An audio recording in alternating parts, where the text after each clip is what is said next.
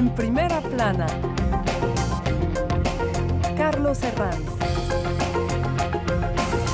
Bienvenidos en Primera Plana, un programa de Radio Francia Internacional y de France 24, esta semana con el foco puesto en Estados Unidos y en los procesos de primarias que parecen abocados a la repetición del duelo entre Biden y Trump en el próximo mes de noviembre. Para ello nos acompañan en este estudio dos periodistas que fueron corresponsales en Estados Unidos y ahora lo son en Francia. Eusebio Val, del diario La Vanguardia, bienvenido. ¿Qué tal? Muchas gracias. Y Beatriz Juez, corresponsal del diario El Correo, bienvenida. Y Jean-Jacques Kurliansky también nos acompaña, es director del Observatorio de América Latina en el Instituto Jean Jaurès. Bienvenido. Gracias. Biden contra Trump, reedición del duelo, segunda parte, hoy en Primera Plana. La revancha entre Biden y Trump es casi el único escenario que hoy en día podemos visualizar en las elecciones de noviembre en Estados Unidos. A 9 meses con la cita, parece que la estrategia de la descalificación del actual presidente por la edad es claramente ganadora frente a algo mucho más tangible como los líos judiciales de Trump, que también el exmandatario sabe usar para victimizarse y alentar la teoría del sistema contra él. Trump vuelve a presentarse como el hombre providencial, pese a tener varios procesos abiertos. Pero aquí en Europa son ya varios los gobiernos que piden trabajar mirando al futuro, considerando que puede volver a la Casa Blanca. Biden, por su parte, paradojas de la edad, precisamente lo que necesita es movilizar a los jóvenes, y son ellos, los jóvenes demócratas, los más críticos ahora mismo con el respaldo de Estados Unidos e Israel en los bombardeos a Gaza. Repasemos lo que dice la prensa. Diario de New York Post ataca a Biden por sus problemas de memoria y su edad. El diario Las Américas lanza una pregunta. ¿Qué pasaría si Trump o Biden abandonan la carrera presidencial? Todo indica que generaría una gran confusión política, dice el diario. Aquí en Francia, diarios como La Dépêche se preguntan en portada si podemos aún parar a Trump. Pues os traslado la pregunta, compañeros. Cuando escuchamos estos días a varios gobiernos europeos diciendo que hay que ya empezar a trabajar con la premisa de que Trump puede volver, ¿es prudencia? ¿Es exageración? ¿Es demasiado adelantarse, Eusebio? Yo creo que es prudencia y es un escenario realmente que se puede producir. Las probabilidades son altas. Si vemos algunos de los estados clave como Arizona, Georgia, Michigan, Wisconsin, Trump está por delante. Son estados en los que había ganado Biden en el año 2000.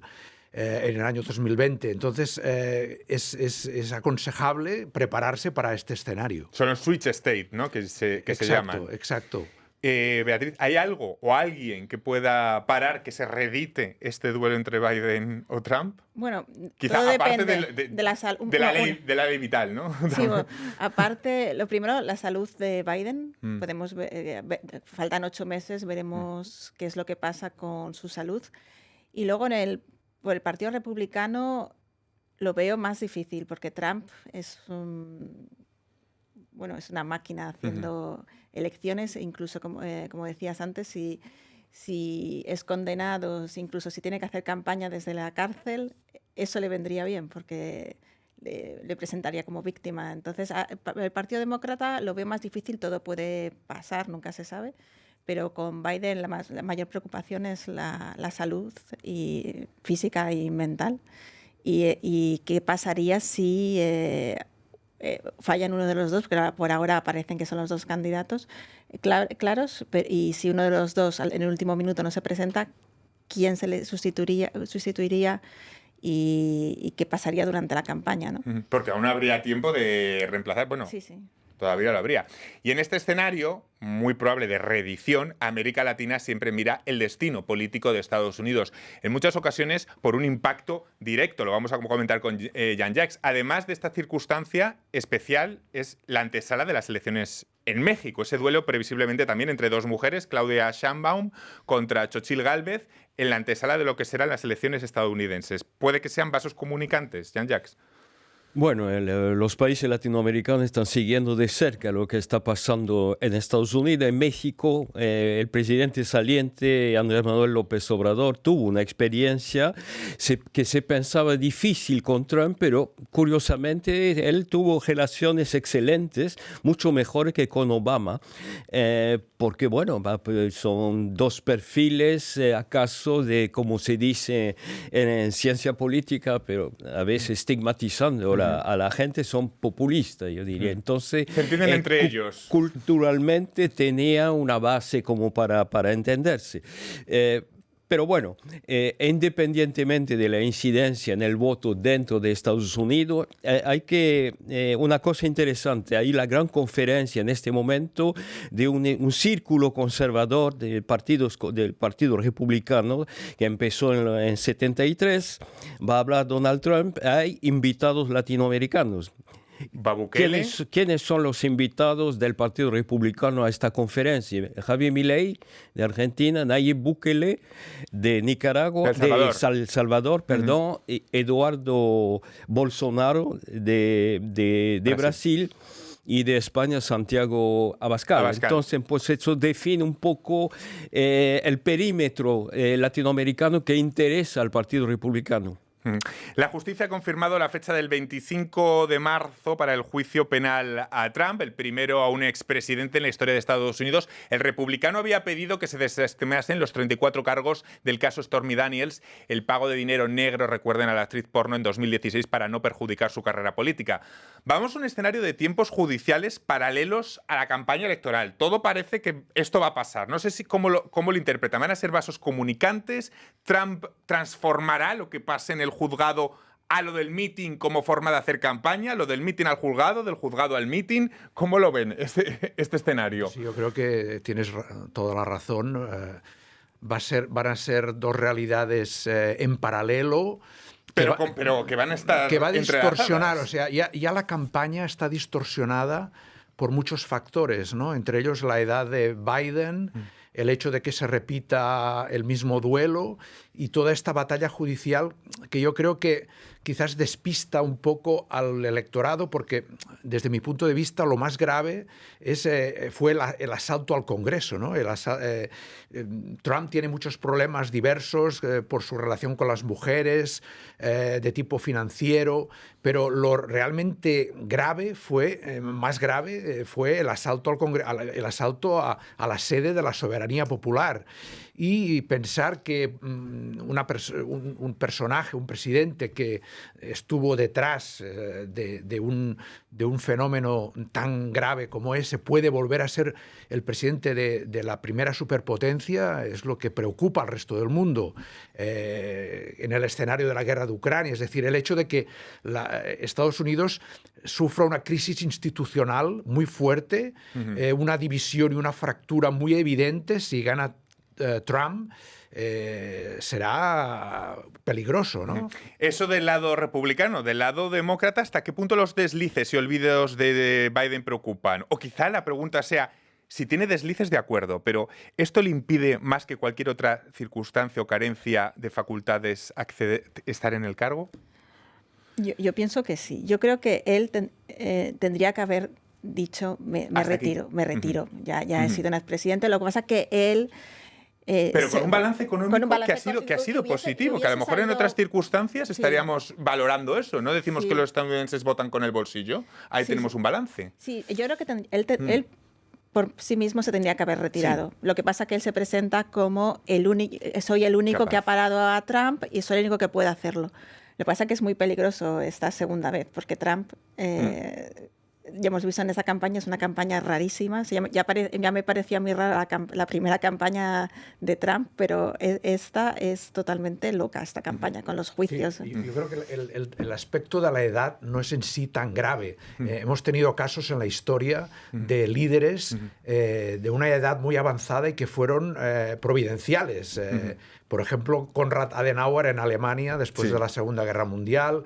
Yo recuerdo en Italia Giorgio Napolitano, presidente Giorgio Napolitano, que tenía 80 años, casi 90, y volvieron a pedirle que se presentara, ¿no? porque había una situación política muy delicada.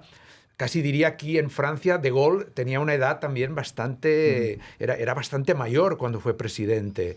Es decir, que no es tanto la edad, sino esos lapsus que tiene. Además, tener un equipo asesor es quizá más la percepción del público para votar a alguien con esos lapsus, ¿no? Sí. Exacto. Volviendo al tema de los latinos, Jean-Jacques, ¿qué capacidad tienen ahora mismo, hoy por hoy, para decidir quién será el próximo presidente de Estados Unidos, lo que es el voto latino? Bueno, tomando en cuenta que las elecciones en Estados Unidos son elecciones en un país de economía de mercado, el electorado como mercado tiene distintos segmentos. El segmento latino es un segmento importante para los políticos. La prueba es que dentro del equipo presidencial hay una encargada de la prensa española en Estados Unidos. En el Congreso del Senado de los Estados Unidos hubo un estudio por Hispanic Society hace 2 o 3 años a ver si los parlamentarios norteamericanos usan del español para comunicarse con sus electores. La conclusión es sí, y se va aumentando el número de parlamentarios que usan español. La media sería entre 20 y 25% y va subiendo. Entonces, a partir de esto, es difícil decir que hay un voto latino unido, es un voto fragmentado. Hablar de latino, de comunidad latina, es el resultado del censo en Estados Unidos que pide una definición étnica, cultural a los ciudadanos, a los residentes. ¿Por qué? Porque, por ejemplo, en Florida hay un electorado latino de origen cubano o de Venezuela, que son republicanos, sí, que votan mayoritariamente. Tradicionalmente ha sido un voto muy republicano. A más del 55%.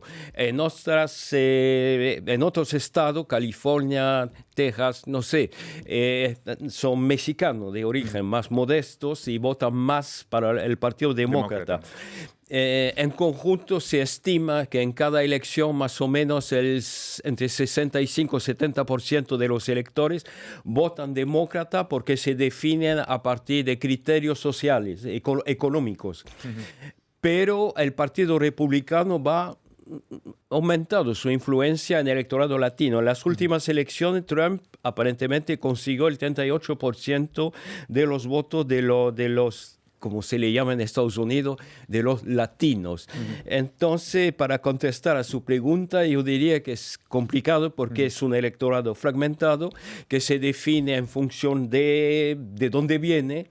Entonces, cubano, venezolano, como vienen de regímenes que se consideren en Estados Unidos como socialista o comunista, que son palabras feas, ellos votan republicanos. En otro sector del país, en otras partes del país, en donde es un electorado modesto de gente que llegaron como ilegales, entonces son sus hijos que votan. Ellos votan más para el Partido Demócrata. Pero no hay que olvidar que esa comunidad que representa 60 millones de personas, más o menos, no es una comunidad que represente 60 millones de electores, porque hay muchos indocumentados. Muy interesante. Y a todo esto, Estados Unidos vuelve a la Luna, medio siglo después del programa Apolo, la exploración espacial. Pronto vamos a encargarnos de ello en un programa de En Primera Plana. Vamos a hacer en este punto una pequeña pausa y regresamos enseguida en Primera Plana. Hasta ahora. Enlace. Del Cono Sur a Norteamérica, de los Andes a Centroamérica. Una cita semanal con los temas más importantes de los países del continente americano. Presentada por los corresponsales de France 24. Enlace en France 24 y france24.com.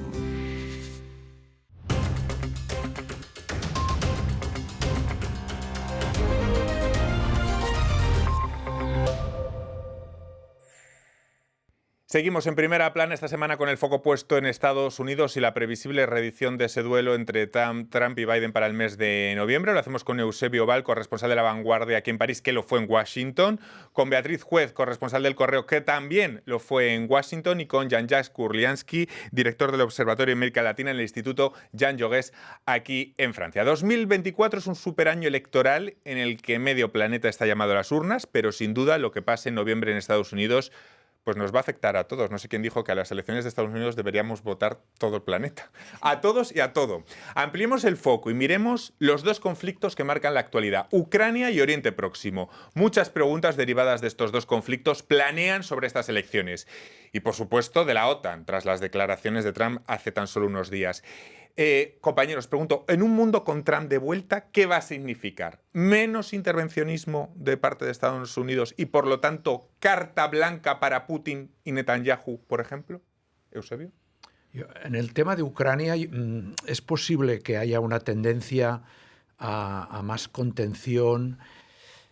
Es una incógnita. Trump, el gran problema es que es una incógnita, sobre todo en su segundo mandato, en el que se va a sentir, si gana, se va a sentir envalentonado y con ganas de revancha interna, sobre todo. Pero yo pienso que no cabe esperar un giro radical. O sea, en el tema, por ejemplo, de Ucrania, aparte del imperativo moral de ayudar a un país que ha sido agredido, no podemos olvidar que una guerra genera mucha actividad económica, que detrás en Estados Unidos está el complejo militar industrial, toda la industria de armamento, para la cual este conflicto pues, permite la renovación de arsenales desde un punto de vista un poco cínico, pero no creo que Trump se vaya a sustraer de esta realidad, ¿no? y de los compromisos con Europa. El mundo no se hundió en los 4 años en que estuvo ya en la Casa Blanca, ¿no? Y respecto a Israel, tampoco creo que la política vaya a cambiar, la política de apoyo casi incondicional, aunque con críticas a Israel, no creo que vaya a cambiar con Trump de presidente. Beatriz. Sí, yo pienso lo mismo que Eusebio, que ya vimos 4 años de Trump, ahora si gana, como dice, va a estar envalentonado, pero sí, lo único que me da un poco de miedo de Trump es que es impredecible, ¿no? Entonces no sabes muy bien por dónde va a salir, ¿no? Yo qué sé, Putin lo dijo el otro día, quizá, yo creo con un poco de retranca, ¿no? Que prefería a Biden precisamente porque era más predecible. Por supuesto que si pudiera hacer campaña la haría por... De hecho, sus bots la hacen por Trump. Por Trump. Sí. Y y también el otro día también Josep Borrell, el alto representante de la Unión Europea, dijo que, por el tema de la OTAN, dijo que no puede...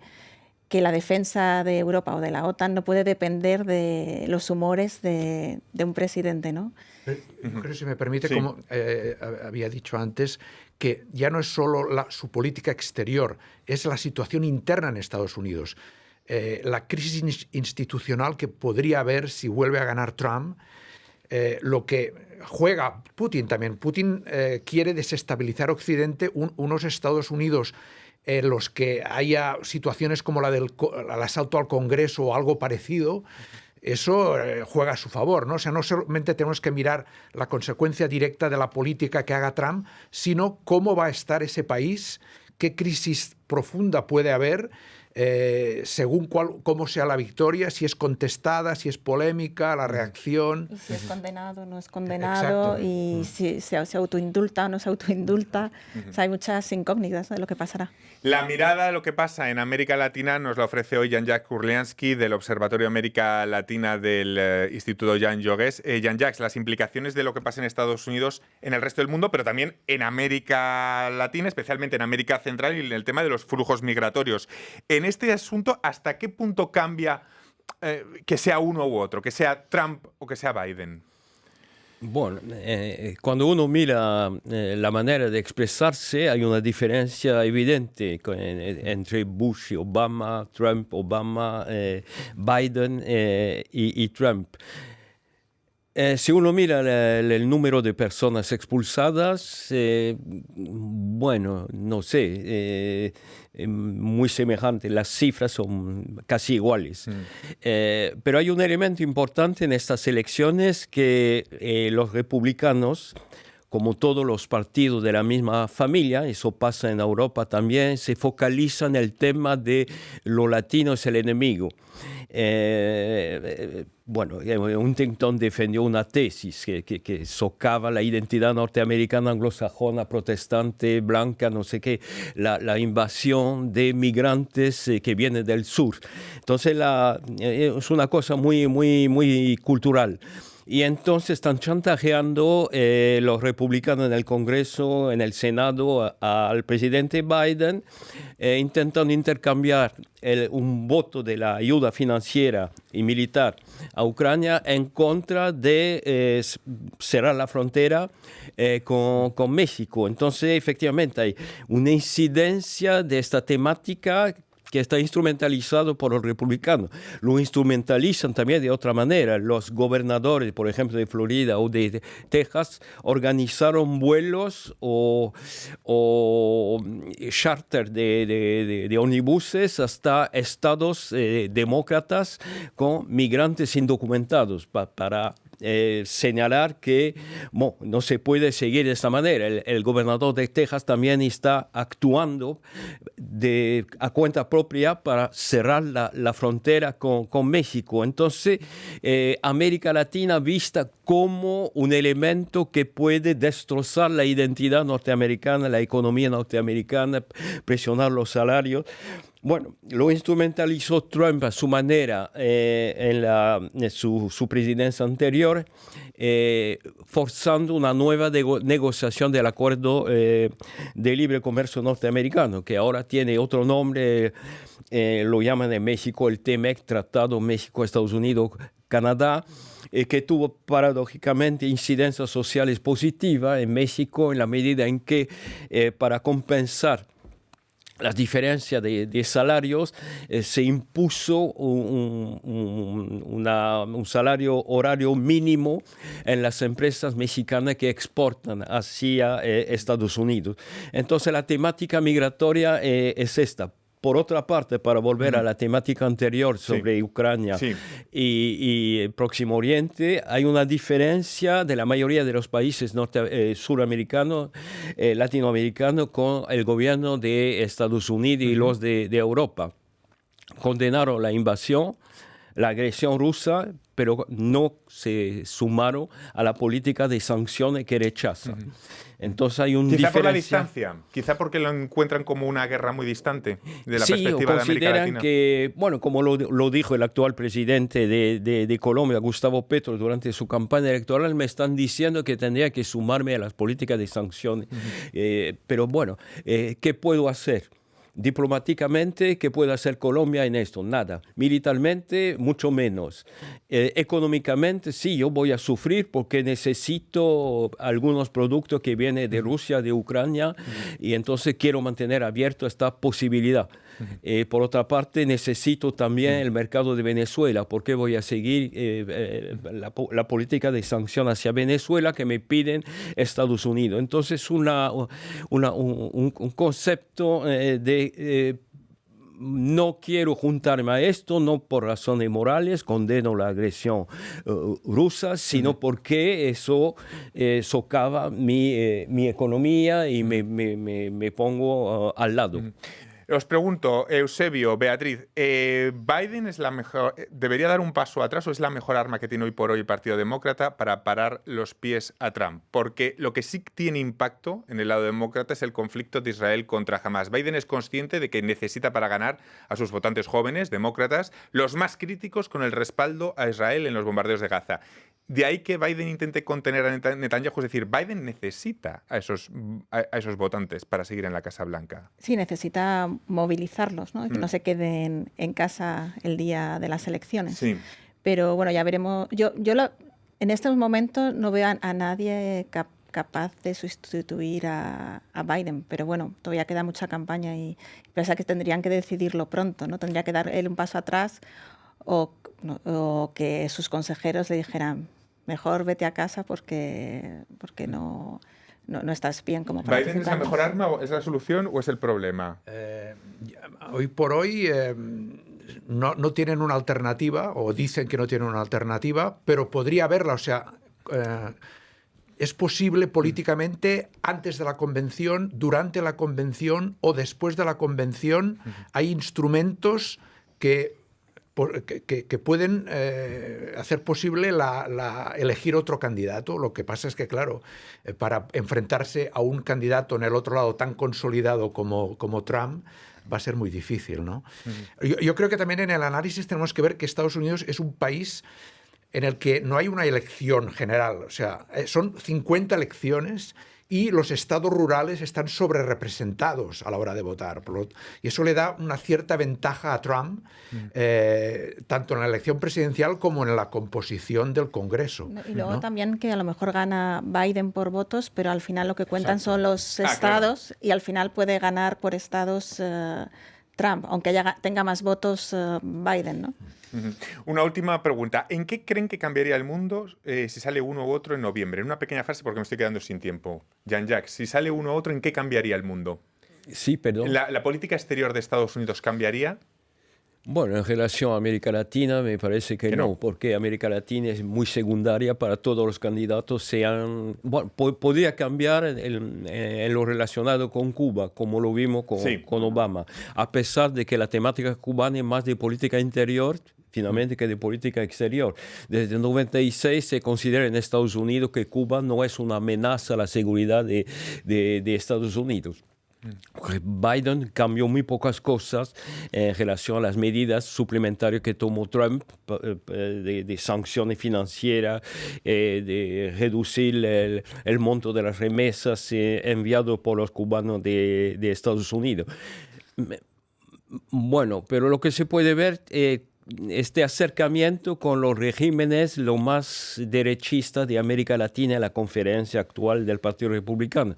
Eso acaso si hay que juntarlo con el tema migratorio, el tema de Próximo Oriente. El presidente argentino Javier Milei se define como proto-judeo, hizo un viaje a Estados Unidos para encontrarse con la comunidad más ortodoxa judía de Nueva York, y hizo un viaje también a Israel, siguiendo la política de Trump de transferir la embajada de Tel Aviv a Jerusalén. Entonces son temas, a pesar de todo, que son marginales para Estados Unidos. Nos quedamos con esa idea, me quedo sin tiempo para más. Muchísimas gracias a los tres y a todos ustedes. Hasta la próxima semana aquí en Primera Plana. Gracias.